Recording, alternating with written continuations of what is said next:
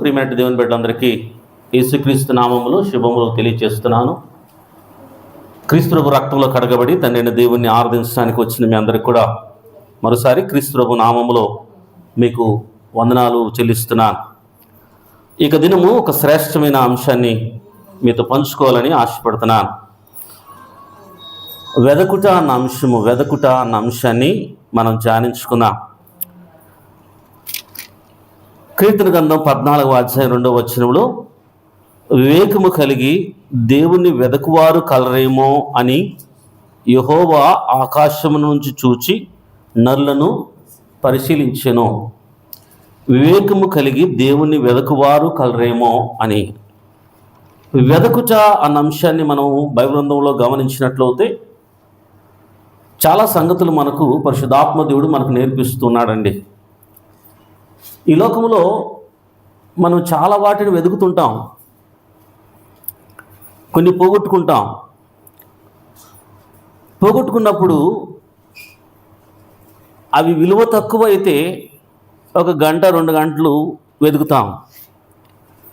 విలువైనవి అయితే మనం పోగొట్టుకున్నవి బంగారం అయితే, మనం పోగొట్టుకున్నది డైమండ్ అయితే, మనం పోగొట్టుకున్నవి ప్లాటినం అవుతే అది దొరికేంత వరకు వెతుకుతాం.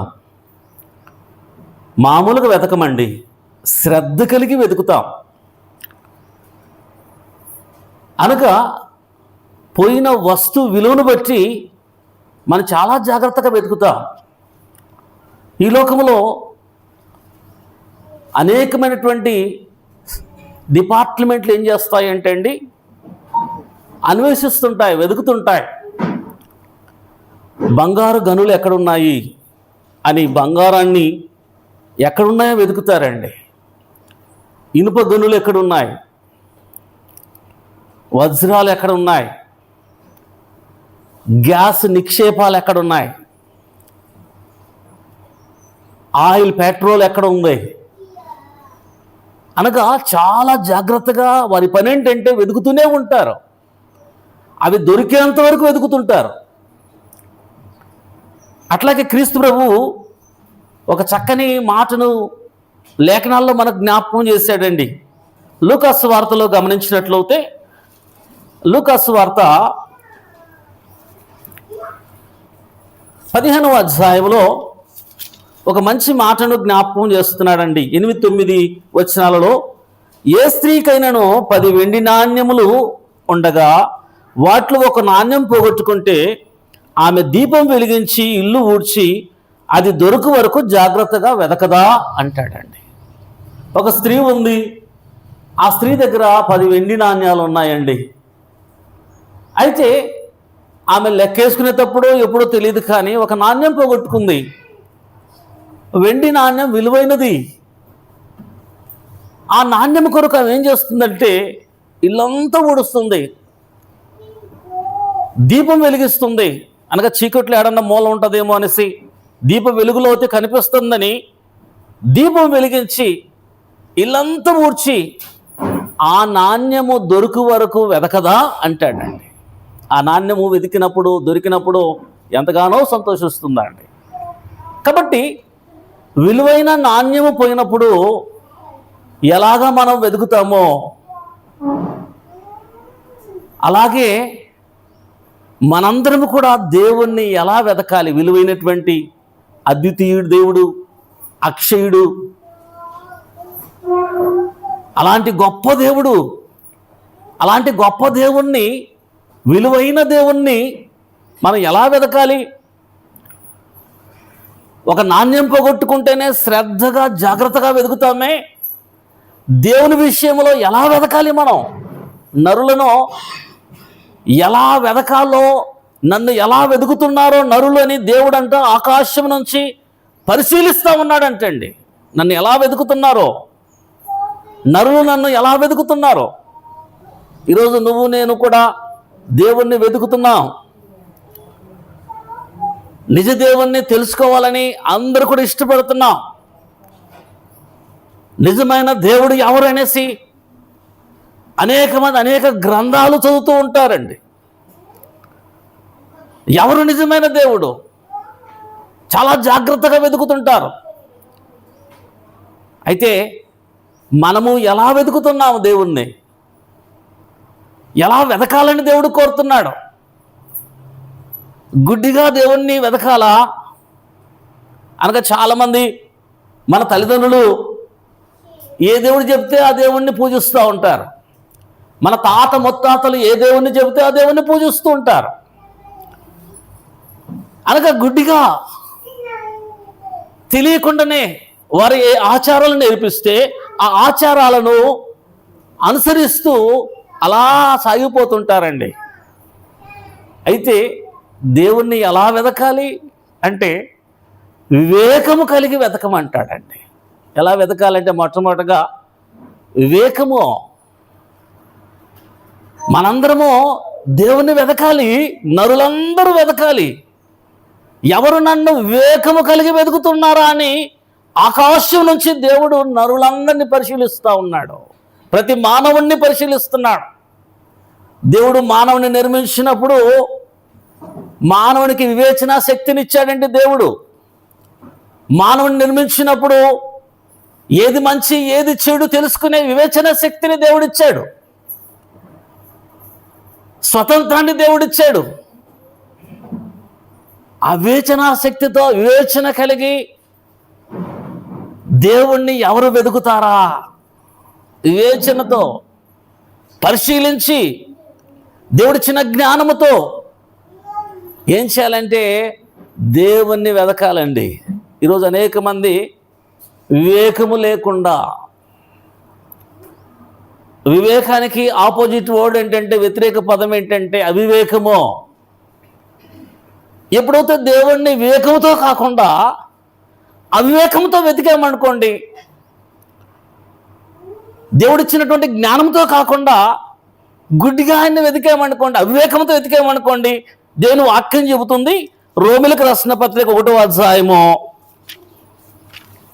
22వ వచనం నుంచి మనం చదివినట్లయితే అక్కడ చాలా శ్రేష్టమైన మాటను గ్రంథం మనకు బోధిస్తుందండి, చూపిస్తుందండి. పరిశుద్ధాత్మ దేవుడు గ్రంథం ద్వారా మనకు జ్ఞాపకం చేస్తున్నాడు.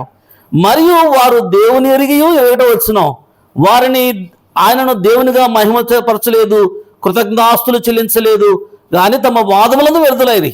తర్వాత 2వ వచనం, వారి అవివేక హృదయము. గమనించండి, వివేకము ఇక్కడ అవివేకము. అవివేకము కలిగిన హృదయం అంట ఎలా ఉంటుందంటే అంధకారమాయను అంటాడండి. అవివేకుల హృదయము ఎలా ఉందంటే చీకటిగా ఉంటుంది. వివేకవంతులు వివేకము కలిగి దేవుని వెతికితే వారి వివేకవంతుల హృదయం ఏంటంటే వెలుగుమయమై ఉంటుంది.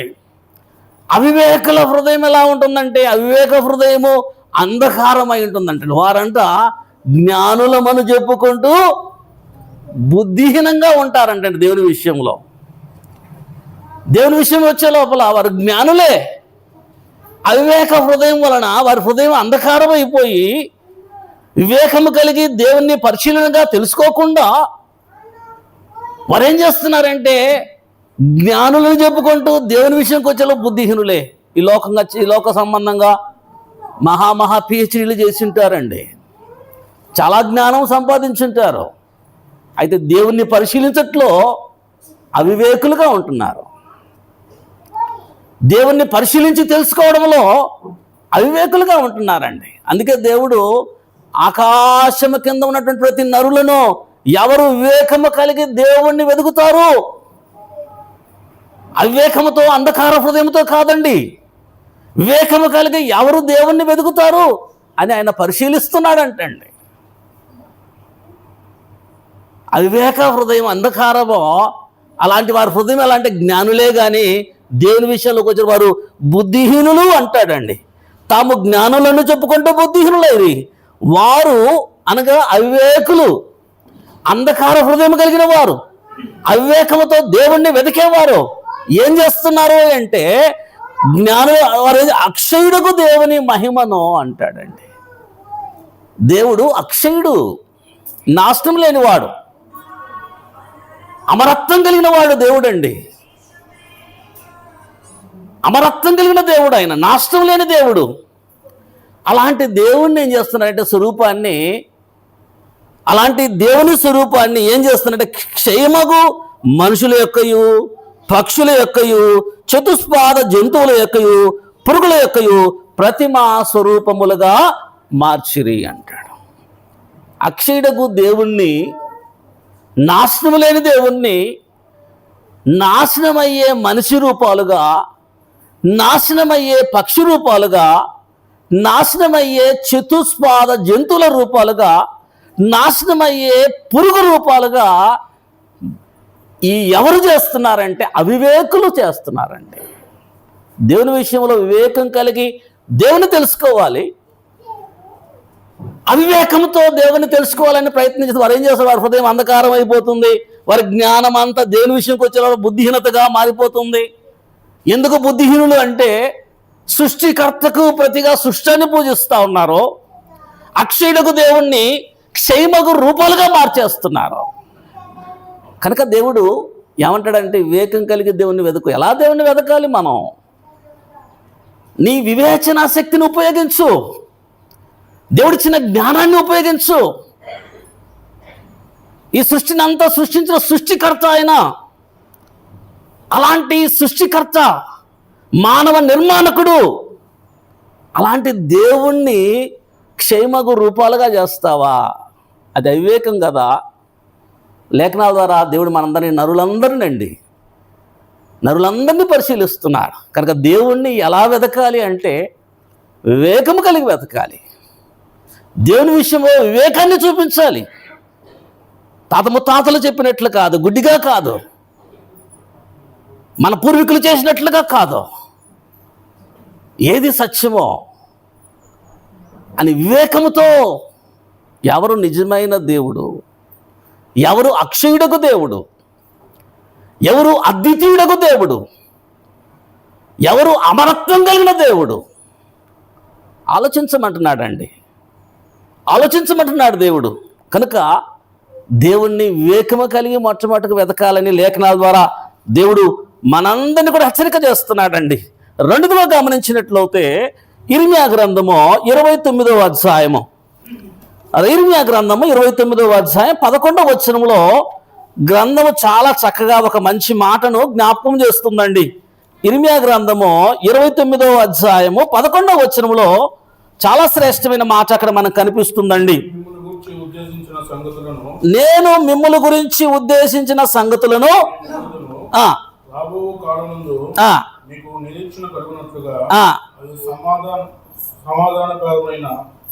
నాన్న 13 చూడనా, మీరు నన్ను వెదకనేడలా అంటాడు. అనగా దేవుణ్ణి ఎవరైతే వివేకముతో వెతుకుతారో, మీరు నన్ను వెదకనేడలా, పూర్ణ మనసుతో నన్ను గురించి విచారణ చేయనేడలా మీరు నన్ను కనుగొందురు అంటాడు. ఎలా మనం వెతకాలి అంటే పూర్ణ మనసుతో. రెండోదిగా జ్ఞాపకం చేస్తున్నాడు, పూర్ణ మనసుతో వెతుకుతూ పూర్ణ మనసుతో విచారణ చేయాలంటండి. ఎప్పుడైతే నువ్వు పూర్ణమైన మనసుతో వివేకం కలిగి దేవుణ్ణి వెదకి పూర్ణమైన మనసుతో విచారణ చేస్తావో వారు దేవుణ్ణి కనుగొంటారు. అలా వెతికితే దేవుణ్ణి కనుగొంటారు. మనస్ఫూర్తిగా నిజంగా నేను నిజ దేవుణ్ణి తెలుసుకోవాలని పట్టుదలతో, శ్రద్ధతో విలువైనటువంటి దేవుణ్ణి, మనను నిత్యము తనతో నివాసం చేయించే శక్తి గల దేవుడు ఎవరు అని మనం పూర్ణమైన మనసుతో, పట్టుదలతో దేవుని వెతుకుతూ దేవుని దగ్గర విచారణ చేస్తే అలాంటి వారు దేవుణ్ణి కనుగొంటారు. అవివేకముతో చేస్తే దేవుని కనుగొనలేవండి.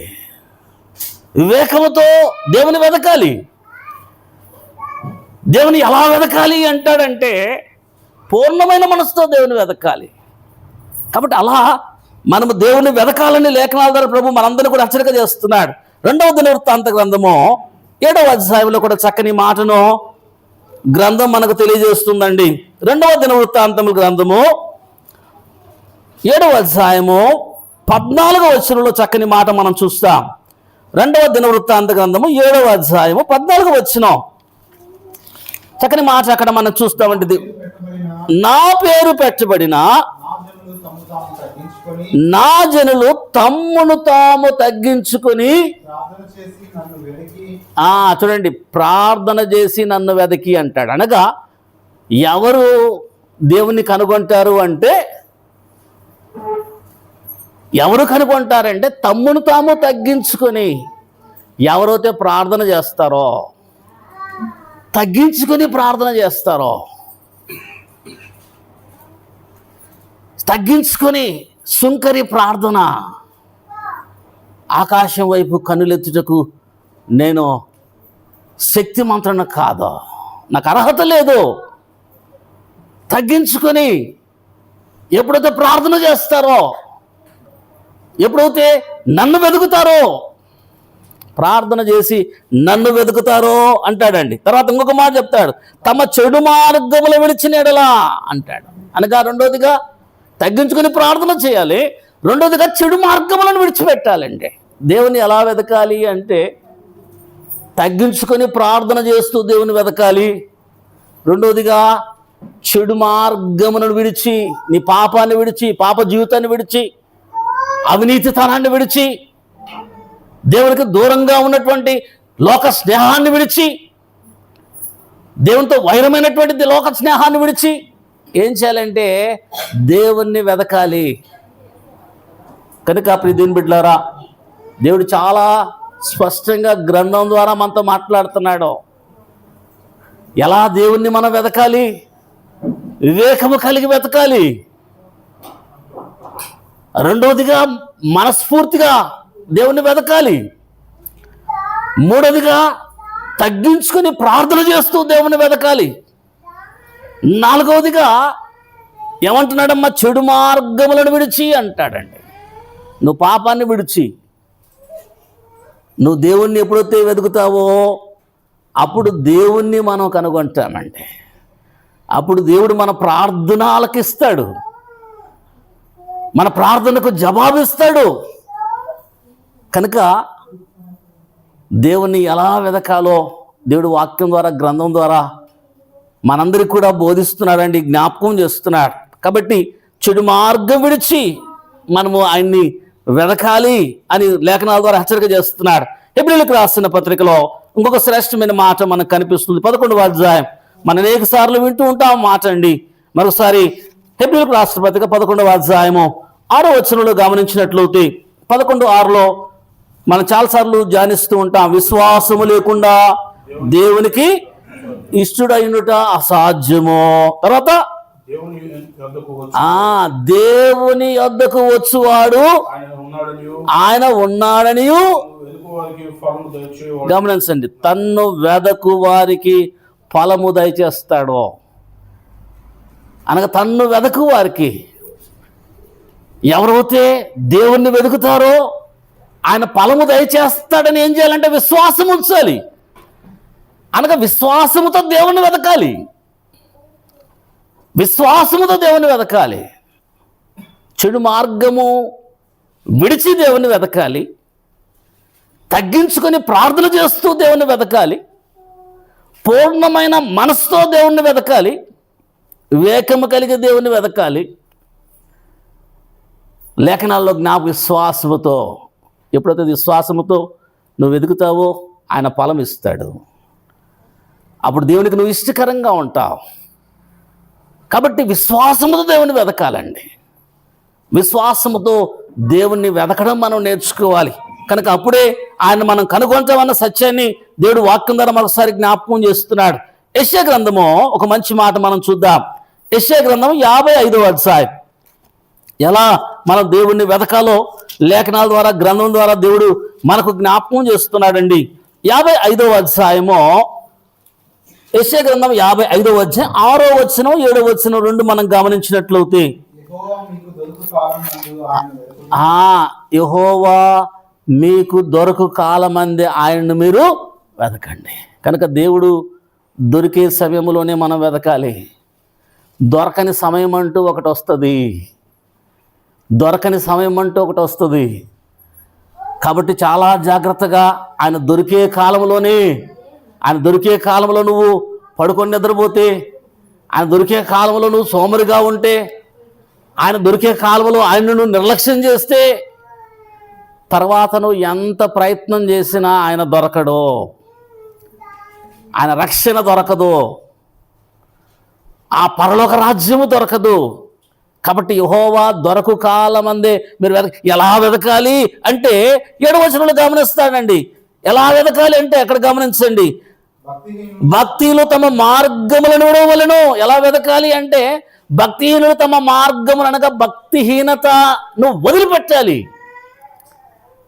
భక్తిహీనతను విడిచిపెట్టి నువ్వు వెతకాలి దేవుణ్ణి. అంటే భక్తిహీనులుగా ఉంటూ నామకార్థ క్రైస్తవులుగా ఉంటూ పాపాన్ని విడిచిపెట్టకుండా పాపంలోనే జీవిస్తూ కేవలము క్రైస్తవులని పేరు పెట్టుకొని మేము దేవుని బిడ్డలము అని దేవుని మేము ఎదుగుతున్నామని బైబిల్ గ్రంథాన్ని వారు చదువుతూ వారు ఉంటే వారు కనుగొనలేరండి.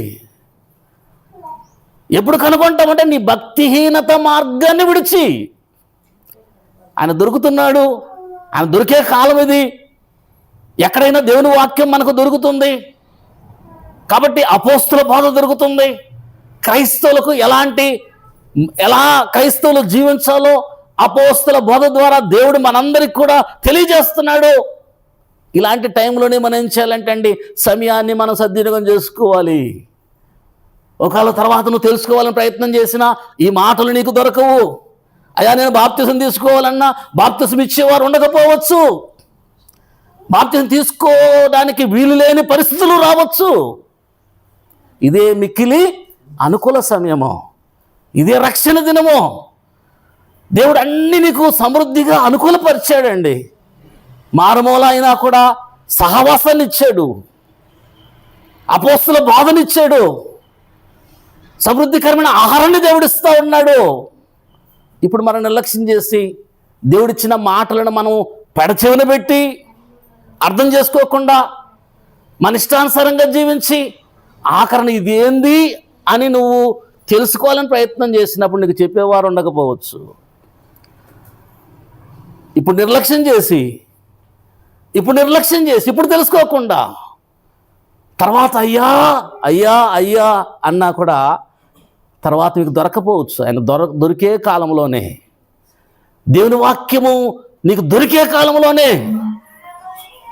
నేనేం చేయాలంటే ఆయన వెతకాలి, దాన్ని సద్వినియోగం చేసుకోవాలని లేఖనాల ద్వారా హెచ్చరిక చేస్తున్నాడు. కాబట్టి ఇప్పుడే ఏం చేయాలంటే భక్తిహీనత మార్గములను వదిలి దేవుని వెతకాలండి. ఇంకేమంటాడంటే భక్తిహీన మార్గం వదిలి దేవుని వెతకండి అంటూ చూడండి, దుష్టులు తమ తలంపులను మానవలెను అంటాడు. దుష్టులు ఏం చేయాలంటే తమ తలంపులు మాని దేవుని వెతకాలి. భక్తిహీనులు తమ మార్గములను మాని దేవుని వెతకాలి, తమ చెడు నడతను విడిచి దేవుణ్ణి వెతకాలి, తాము తగ్గించుకొని ప్రార్థన చేస్తూ దేవుని వెతకాలి, వివేకము కలిగి దేవుని వెతకాలి. మనఃపూర్వకంగా పూర్ణమైన మనసుతో మనల్ని మనం తగ్గించుకొని ప్రార్థన చేస్తూ దేవుని వెతకాలండి. అప్పుడు దేవుడిని ప్రార్థన వింటాడు. కనుక గ్రంథం చాలా డైరెక్ట్గా చెబుతుంది. దేవుడు ఆకాశం నుంచి పరిశీలిస్తూ ఉన్నాడు. ఇంతమంది నరులను నేను నిర్మించాను, వివేకం కలిగి ఎవరు నన్ను వెతుకుతారా అంటూ ఆకాశం నుంచి దేవుడు పరిశీలిస్తూ ఉన్నాడు. ఎవరు తాము తగ్గించుకొని నన్ను వెతుకుతారా అని ఆకాశం నుంచి ఆయన పరిశీలిస్తూ ఉన్నాడు. ఎవరు భక్తిహీనత మానుకొని నన్ను వెతుకుతారా దేవుడు ఆకాశం నుంచి పరిశీలిస్తున్నాడు. ప్రియమైన బిడ్డలారా, నా పరిస్థితి ఎట్లా ఉంది? ఇంకా చెడు మార్గంలో ఉంటూ దేవుని బిడ్డగా మనం కొనసాగుతున్నామా? భక్తిహీనత అండి, రక్తహీనత వచ్చినప్పుడు శరీరం ఎట్లా దౌర్బల్యం అవుతుందో, రక్తహీనత ఎప్పుడు వస్తే మొహం పాలిపోతుంది, ఏది వచ్చినా కూడా తగ్గదు. కనుక రక్తహీనత వచ్చినప్పుడు శరీరం అంతా కూడా బలహీనపడిపోతుందండి. అట్లాగే భక్తిహీనత వచ్చినప్పుడు క్రైస్తవుడిగా నీ యొక్క జీవితం అంతా బలహీనమైపోతుంది క్రైస్తవులుగా. కాబట్టి ఆ భక్తిహీనత మార్గాన్ని విడిచిపెట్టి దేవుని వెతకాలి, దుష్ట తలంపులను విడిచిపెట్టి దేవుని వెతకాలి. సమయం ఉండగానైనా దొరుకు కాలం అందే దేవుని వెతకాలి. ఆయన దొరకని కాలం అంటూ ఒకటి వస్తుందని గ్రంథం మనకు చాలా చక్కగా మనందరినీ కూడా హెచ్చరిక చేస్తుందండి. తర్వాత ఆయన వెదికేటప్పుడు అంటండి చాలా చక్కని మాటను జ్ఞాపకం చే మత్తయి సువార్త 2వ అధ్యాయము, మత్తయి సువార్త 2వ అధ్యాయము 2వ వచనంలో గమనించినట్లయితే తూర్పు దేశపు జ్ఞానులు క్రీస్తు ప్రభువును వెతుకుతూ ఉన్నారండి. క్రీస్తు ప్రభువును వెతుకుతున్నారు. తూర్పు దేశపు జ్ఞానులు ఎంత శ్రమపడి, ఎంత శ్రద్ధగా, ఎన్నో శ్రమలను ఓర్చి, ఎన్నో వందల వేల కిలోమీటర్లు ప్రయాణం చేసి యూదుల రాజు ఎక్కడ పుట్టాడు, యూదుల రాజు ఎక్కడ పుడతాడు, వారు క్రీస్తు ప్రభువు కనుగొనేంత వరకు వారు వెతికి వెతికి వెతికి ఆయన కనుగొని ఆయన్ని పూజించారండి ప్రియమైన బిడ్డలారా.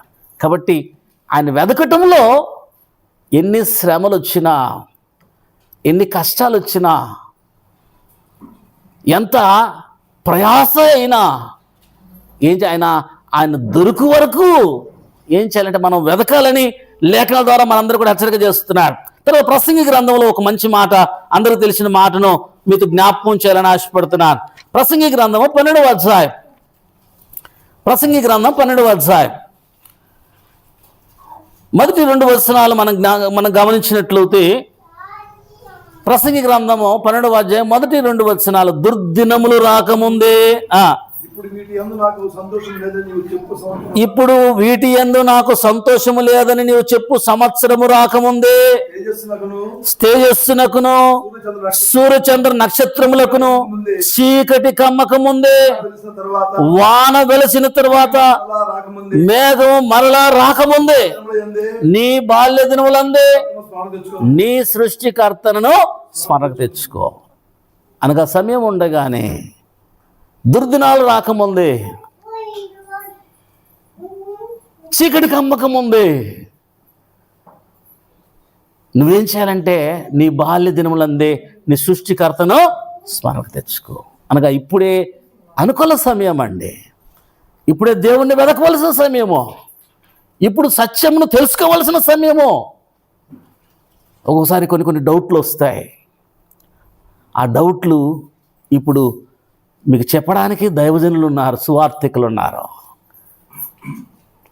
ఇప్పుడు నువ్వు నిర్లక్ష్యం చేసి తర్వాత నిన్ను డౌట్ అడిగితే నీకు చెప్పడానికి ఉండకపోవచ్చు, దొరకపోవచ్చు అండి. అపోస్తుల బోధ నీకు దొరక్కపోవచ్చు, సత్యము నీకు చెప్పేవారు ఉండకపోవచ్చు. ఒకసారి మనకు కొన్ని అనుమానాలు వస్తాయి. ఎవరి దగ్గరికి వెళ్ళినా తీరవు అనుమానాలండి. అయితే దేవుడు మన కొరకు సువార్థికులను, అపోస్తుల బోధను దేవుడు మనకు ఏర్పాటు చేశాడండి. కాబట్టి ఇలాంటి సమయంలో మనం ఏం చేయాలంటే సత్యాన్ని తెలుసుకోవాలి. సమయం ఉండగానే, దుర్దినాలు రాకముందే, దొరికే సమయంలోనే మనం దేవుణ్ణి వెతకాలి, సత్యం మనము తెలుసుకోవాలి. చాలా క్లియర్గా దేవుడు జ్ఞాపకం చేస్తున్నాడండి. కనుక ప్రియ దేవుని బిడ్డలారా, ఈ ప్రభు దినములో దేవుడు పరిశీలన చేస్తున్నాడు, నన్ను ఎలా వెతుకుతున్నారు అని. ఎలా వెతుకుతున్నారు, ఎలా వెతకాలి? మనం వివేకం కలిగి దేవుణ్ణి వెతకాలి. మనం తగ్గించుకుని ప్రార్థన చేస్తూ దేవుణ్ణి వెతకాలి. చెడు మార్గంలో విడిచి దేవుణ్ణి వెతకాలి. పూర్ణమైన మనసుతో దేవుణ్ణి వెతకాలి. దేవుడు చాలా క్లియర్గా జ్ఞాపకం చేస్తున్నాడండి. భక్తిహీనత మార్గాన్ని విడిచి దేవుణ్ణి వెతకాలి. దుర్దినములు రాకముందే దేవుణ్ణి వెతకాలండి. ఎన్ని ప్రయాసలైనా కూడా ఆయన్ని వెతకి కనుగొనాలి. లేఖనాల ద్వారా దేవుడు మనందరం హెచ్చరిక చేస్తున్నాడు. కనుక మనం దేవుణ్ణి ఎలా వెతకాలి, ఎలా వెతుకుతున్నాం, ఎలా క్రైస్తవ జీవితంలో ముందుకు సాగుతున్నాం ఒకసారి మనం పరీక్షించుకుందాం.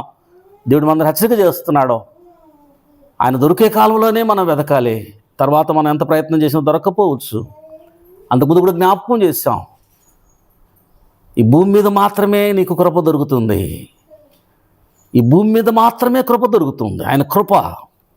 నువ్వు పరలోక రాజ్యానికి వెళ్ళే అవకాశము ఈ భూమి మీద అవకాశాన్ని నువ్వు పోగొట్టుకుంటే తర్వాత నీకు ఎక్కడ అవకాశం దొరకదండి.